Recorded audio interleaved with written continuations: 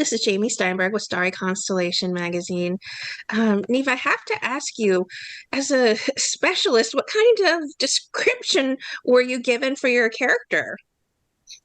I was given that specialist was a badass assassin.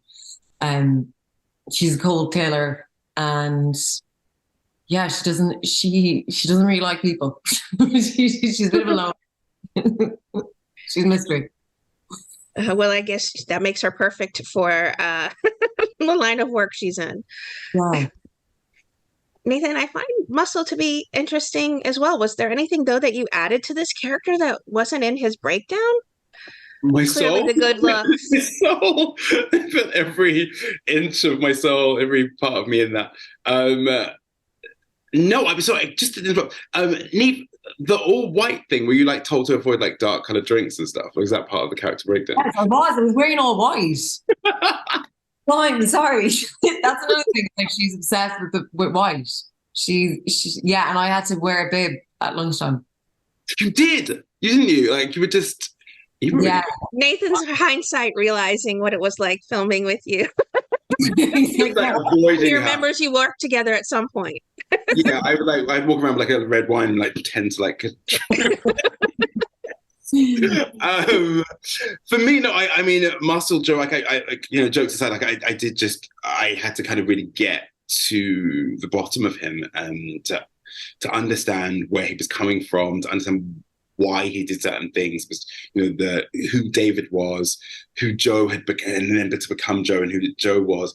I really had to kind of to uncover that and make sense of it. So everything else made sense. And what was great is that with Joe, he was so singly focused, which is also quite hard. Sometimes I got annoyed at my own voice because it was still my voice. Where I was just like, he's banging on about that again.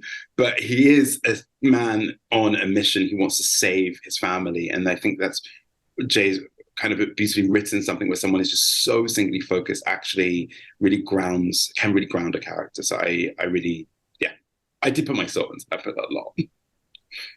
If we talk about what it took for you to physically embody this character off screen while you're trying to avoid darkened liquids and whatnot, but was there something you had to do to prep yourself physically for the role, whether it was stunt work, whether it was different training for your body in a different way for this role?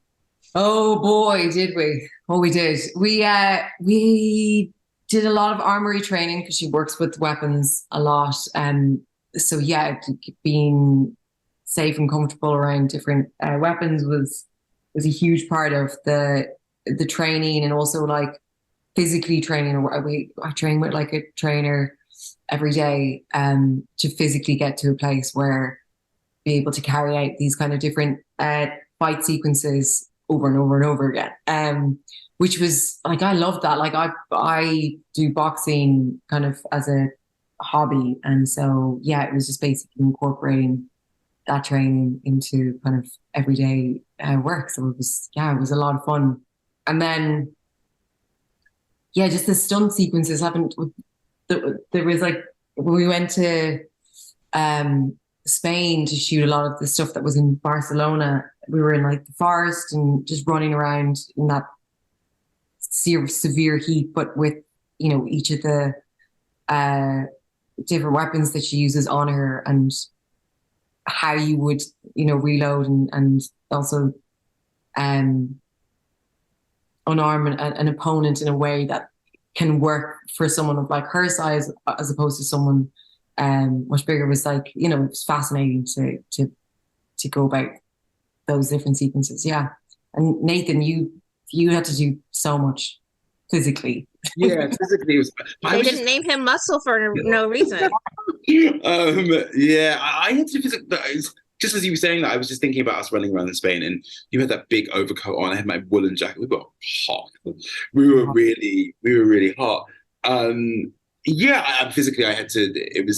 We had the same trainer, so we would like sometimes cross over. But yeah, I just had to put on muscle and feel competent. I think that was really, you know, obviously you need to get bigger and I need to embody that, but I was about feeling competent physically, just being able to kind of jump, run, pick up things. I had to pick people up quite a lot. That that wasn't in the breakdown, and I didn't really say it in the script, but it kept on happening that I'd have to lift people. So it was about feeling like I was in my body, and that was a forceful thing. It was good. It was hard though. I ate all the time. I ate like all the time. But yeah. Well, certainly every episode is intense, intriguing, and it fits together so well. This interesting piece of a puzzle. What do you think, Nathan, it is about Culprits that just has made it so fascinating and going to make it such a fast favorite series? I feel like seeing as the episodes myself, I'm like, can we have a season 2 yet? Is it season 2 time yet? And it's just come out. Yeah, I honestly think it's probably Jay's vision. I mean, Jay is very exacting in his vision in terms of colors, in terms of story, in terms of plot. And so it just has these twists. You kind of think of somewhere and then you go somewhere else. And then he specifies something, but then kind of flips that on his head. And I think that the fast pace of that matched with the humor, because it is funny. I was always like, I want more comedy. And Jay was like, it's not for you to have that. It's for someone else to have the comedy. But I think it's really, it's hook. And then, the whole thing essentially is there are these two timelines going at the same time. So it's kind of amazing in that sense. I think it's a thrill ride through and through, and both of you are exceptional in your roles. So all the eating helped, all the avoiding eating helped. So I'm grateful that I got a chance to talk with you about the wonderful work you've done on the show. Certainly, both of you have to be proud of yourselves and exceptionally proud of yourselves for the hard work. And it's clearly paid off. This is a thrill ride, as I said, through and through, and it's a must-see show. Thank you very much. I appreciate that.